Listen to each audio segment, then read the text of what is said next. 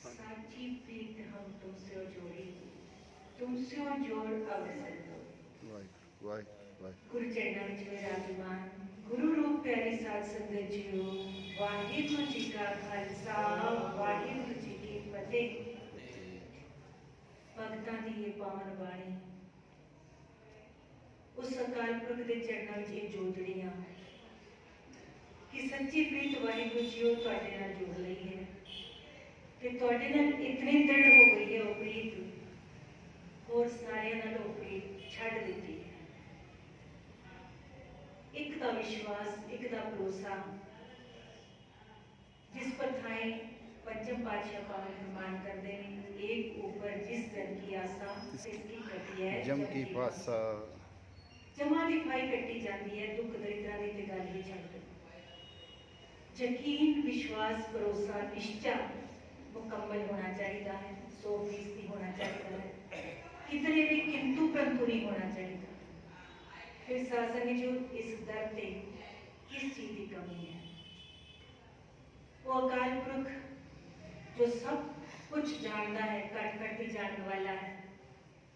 साडा यकीन, साडा भरोसा एक ते होवेगा तो सारियां आसावां बुझ जाणगियां। धन धन श्री गुरु ग्रंथ साहिब जी की पावन बाणी इलाही बाणी है, अमृतमयी बाणी है, लोक परलोक सुहेले करती है। पंचम पातशाह के मुखार बिंदु उच्चारण की हुई पावन बाणी सुखमनी साहिब जी के विचार व्याख्या करता अपन निमाण जतन कर रहे हैं। इस आस ते विश्वास के नाल कि सतगुरु आप रहमत करके, आप कृपा करके, आप दर्श करके ये पावन बाणी साडे दिल दे घरां विच वसा देणगे, जिस दी बदौलत साडा ये जीवन सफल हो सकेगा। 8वीं अष्टपदी का तीजा पदा जो है उसकी विचार आपां करनी है।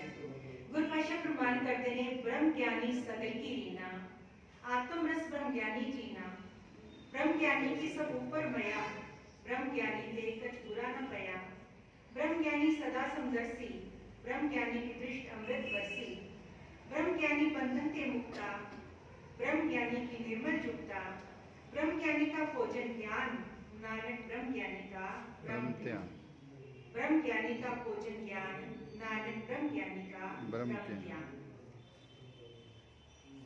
क्योंकि क्या है ना गुरबाणी के अंदर, ज्ञान ध्यान किछ कर्म न जाना, ना ही निर्मल करनी, साध संगत की अंजल लाओ विक्रम न ली जाए तरनी तरनी। ये साध जन, ये ब्रह्म ज्ञानी, गुरु, संत जन, ये सारे एक रूप ही ने।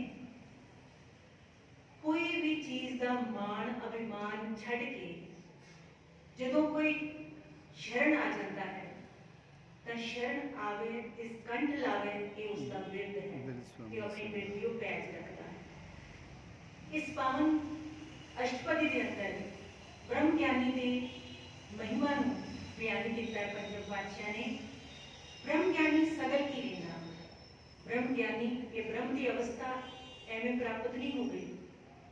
पिछली पौड़ी के अखीरले तुक विच क्या है गुरु पातशाह ने कि उस वाहिगुरु ने जिसनों एक ब्रह्म का ज्ञान बख्शिया उसकी ये अवस्था बनी। फिर गुरु पातशाह आखदे ने ब्रह्म ज्ञानी सगल की रीना, ये अवस्था प्राप्त करके उन्होंने मन को किथे रखा हुआ है? सारियां दे चरण तो इतनी निर्माणता, इतनी हलीमी, तो इस हलीमी तो बिना प्राप्ति हो ही नहीं सकती, ये अवस्था मिल ही नहीं सकती। ब्रह्म ज्ञानी आत्मरस ब्रह्म ज्ञानी जीना, आत्मरस अंतर आत्मे का जो आनंद है उसनों पहचानिया भी है ते माणिया भी है। ब्रह्म ज्ञानी है उसनों पहचानिया भी है ते उसनों माणिया भी है। ब्रह्म ज्ञानी है उन्होंने इतनी उच्ची आत्मक अवस्था है, इतनी उच्ची आत्मक अवस्था जिस बदौलत बनी है वो निर्माणता है, हलीमी है, अपने आप को सब दी चरण धूड़ समझना। ते साध संगत जी आप जगत वर्तारे च वेखते हैं ना, समाज में विचरण करते हुए कोई बंदा अपनी हलीमी दिखाता होया ਕਹਿ ਦੇਵੇ ਵੀ ਅਸੀਂ ਤਾਂ ਤੇਰੇ ਚਰਨਾਂ ਦੀ ਧੂੜ ਸਮਾਨ ਵੀ ਨਹੀਂ ਹਾਂ। ਹੁਣ ਸਾਧ ਸੰਗਤ ਜੀਓ, ਇਹ ਕਹਿ ਤੇ ਦਿੱਤਾ, ਪਰ ਜਿਹੜਾ ਸੁਣ ਰਿਹਾ ਹੈ, ਜਿਸ ਨੂੰ ਕਿਹਾ ਜਾ ਰਿਹਾ ਹੈ, ਉਸ ਦੀ ਅਵਸਥਾ ਕੀ ਹੈ, ਤੇ ਫਿਰ ਜਿਹੜਾ ਕਹਿਣ ਵਾਲਾ ਹੈ ਉਹ ਕਿਤਨੀ ਭਾਵਨਾ ਨਾਲ ਕਹਿ ਰਿਹਾ ਹੈ। ਉਹ ਸੁਣਨ ਵਾਲਾ ਜੇਕਰ ਇਸ ਨੂੰ ਸੁਣ ਕੇ ਆਪਣੀ ਹੀ ਤਾਰੀਫ ਵਿੱਚ ਆ ਜਾਂਦਾ ਹੈ ਜਾਂ ਆਪਣੇ ਉਸ ਵਿੱਚ ਆ ਜਾਂਦਾ ਹੈ, ਅਭਿਮਾਨ ਵਿੱਚ ਆ ਜਾਂਦਾ ਹੈ, ਤਾਂ ਇਸ ਦਾ ਮਤਲਬ ਉਸ ਦੀ ਉਹ ਅਵਸਥਾ ਹੀ ਨਹੀਂ ਹੈ। ਤੇ ਹੁਣ ਕਹਿਣ ਵਾਲੇ ਨੇ ਕਹਿ ਤੇ ਦਿੱਤਾ ਹੈ, ਉਹ ਭਾਵਨਾ ਨਹੀਂ ਹੈ, ਨਾ ਹੀ ਉਸ ਨੂੰ ਉਹ ਮੰਨ ਰਿਹਾ ਹੈ, ਤੇ ਫਿਰ ਮਨ ਵਿੱਚ ਇਹ ਆਸ ਲਾ ਕੇ ਬੈਠਾ ਹੈ ਅਗਲਾ ਕਿ ਨਹੀਂ ਜੀ ਮੈਂ ਤੇਰੀ ਚਰਨਾਂ ਦੀ ਧੂੜ ਹਾਂ। ਇਹ ਮੈਨੂੰ ਕਿਹਾ ਜਾਵੇ ਕਿ ਮੈਂ ਤੇਰੇ ਚਰਨਾਂ ਦੀ ਧੂੜ ਬਰਾਬਰ ਵੀ ਨਹੀਂ ਹਾਂ। ਹੁਣ ਸਾਧ ਜੀ, ਅਸੀਂ ਕਹਿ ਕੀ ਰਹੇ ਹਾਂ, ਸਾਡੇ ਮਨ ਦੀ ਅਵਸਥਾ ਕੀ ਹੈ, ਸਾਡੀ ਜਿੰਨੇ ਤੱਕ ਕਰਨੀ ਤੇ ਕਥਨੀ ਇੱਕ ਰੂਪ ਨਹੀਂ ਹੈ, ਉਹਨੇ ਤੱਕ ਖੇਡ ਬਣਨੀ ਹੀ ਨਹੀਂ ਹੈ। ਗੁਰਪਾਸ਼ਾ ਫਰਮਾਨ ਕਰਦੇ ਨੇ, ਬ੍ਰਹਮ ਗਿਆਨੀ ਕੀ ਸਭ ਉੱਪਰ ਮਇਆ, ਸਭ ਤੇ ਦਇਆ ਦ੍ਰਿਸ਼ਟੀ, ਸਭ ਤੇ ਦਇਆ ਦ੍ਰਿਸ਼ਟੀ, ਸਭ ਤੇ ਕਿਰਪਾ ਦ੍ਰਿਸ਼ਟੀ। ਕਿਉਂਕਿ ਉਹਨਾਂ ਦੀ ਅੰਦਰ ਇਤਨੀ ਤਰਸ ਦੀ ਭਾਵਨਾ, इतनी करुणा, इतनी दया, इतनी दयालुता ते साध संगत जी ते सब दे उत्ते ओही ही, क्योंकि जिस दे कोल जो कुछ हुंदा है ना, ओही कुछ वंडदा है। चिंता वाला बंदा चिंता वंडेगा, दुखी बंदा दुख वंडेगा। कोड़े बोल जिसके अंदर ने ना, वो कोड़े बोल ही उसने बोलने हैं। जिहड़ी चीज अंदर है ओही वंडी जाएगी। दया भावना है, दया ही वंडी जाएगी। अंदरों बंदा सुखी महसूस कर रहा है तो सुख वंडेगा, खेड़ा वंडेगा, आनंद वंडेगा। ते साध संगत जी, ब्रह्म ज्ञानी की इतनी उच्ची अवस्था है, वो दया दृष्टि ही बनता है, वो सब ते उसकी मेहर की दृष्टि है। ब्रह्म ज्ञानी के ते कुछ बुरा ना पाया, उस पर कुछ बुरा हो ही नहीं सकता, बुरा चित भी नहीं सकता, बुरा करना तो बड़ी दूर की गल है। सब ते कृपा दृष्टि, सब का परालोचना। ब्रह्म ज्ञानी सदा समदर्शी, उसकी दृष्टि जो है वो समदृष्टि है, वो सारे एक नजर नाल देखता है, और रब दा रूप है, सारे इको जिहा प्यार करता है, ना मोह दा दलदल है, ना ही साध संगत जीओ किसी तरह का कोई वैर द्वेष भावना है किसी के प्रति। कौन की कर रहा है ये सोचना ब्रह्म ज्ञानी की सोच विच ही नहीं आता। हरेक जीव के अपने कर्मां दा सिलसिला है, कि जिसके अंदर करुणा भरी है उसने तो करना ही वंडनी है, जिसके अंदर जो कुछ बढ़िया है वो उसने वही कुछ वंडना है। ब्रह्म ज्ञानी की इतनी उच्ची अवस्था को बयान करते हुए गुरपाशा समझाते हैं कि वो समदृष्टि है, वो सब को एक निगाह नाल देखता है, उसके अंदर कोई द्वेष वैर कोई भी इस तरह का भाव वो अंदर आ ही नहीं सकता। ब्रह्म ज्ञानी की दृष्टि सब अमृत वर्षी कि उसकी दृष्टि अमृत बरसता है, क्योंकि सब दे विच जदों एक रब नजर आएगा तो वो दृष्टि भी ते अमृत रूप हो जाएगी ना।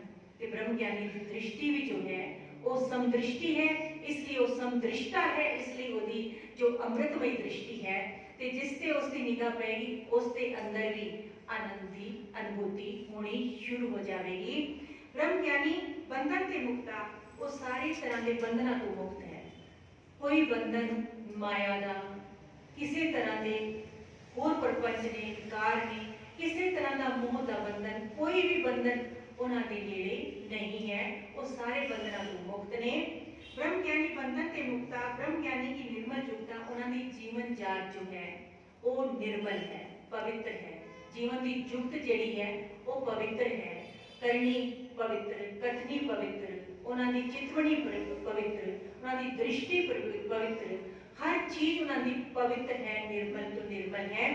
गुरपाशा फरमान करते हैं, ब्रह्म ज्ञानी का भोजन ज्ञान, उन्होंने खुराक की है ज्ञान, ते जिसनों ज्ञान हो गया जीवन दे विच सब तो बड़ी चीज है कि ये समझ आ जाना, विवेक बुद्ध आ जाना, हंस वाली वृत्ति बन जाना। ते जिसका भोजन ही ज्ञान है, जिसकी खुराक ही ज्ञान है, तब फिर की होगा, वो ज्ञान की ही गल करेगा, वो ज्ञान ही वंडेगा। उसनों ये समझ आ गई है कि जीवन में विचरण करना किवें है, उस रब जी नाल मेरा की संबंध है, संसार का मेरा की वर्तारा है, मैं संसार में विचरण करते हुए भी उस रब जी दे नाल किवें जुड़ के रहना है। ये सारी विवेकशीलता उसके अंदर परिपूर्ण है। नानक ब्रह्म ज्ञानी का ब्रह्म ध्यान, ब्रह्म विच ध्यान है, वो लीन है ब्रह्म दे विच, क्योंकि उसके अभेद हो चुका है। वाहिगुरू क्योंकि उस रब जी का भेद नहीं पाया जा सकता, अंत नहीं पाया जा सकता, ना ही उस रब जी का अंत पाना किसी के जीवन का मंतव मनोरथ है। केवल ते केवल उस वाहिगुरू नूं जप जप के हौमे नूं खो के ते उस वर्गा ही हो जाना, रब जी वर्गा ही हो जाना, रब का रूप हो जाना। ये ब्रह्म ज्ञानी रब का ही रूप है। वाहिगुरू मेहर करे, बख्शिश करे, ये पावन बाणी पढ़ के सुन के विचार के गुण सकीए। ये जदों जिस तरह की आपां जो चीज़ भी आपां बार बार रिपीट करते हैं, उस संगत का प्रभाव पैना शुरू हो जाता है। जिस पावन बाणी नाल संगत रखांगे तां फिर वो भी साडे विच गुण आने शुरू हो जाएंगे। वाहिगुरू आप कृपा करे, आप मेहर करे, ये पावन बाणी साडे हिरदे घरां दे अंदर इस कदर रस वस जावे, जिस सदके ये लोग सुखिए पर लोग सुहेले नानक हर प्रभु आपे मेरी व्यवस्था बन सकिए। भुल्लां चुकां दी खिमा बख्शियो जी।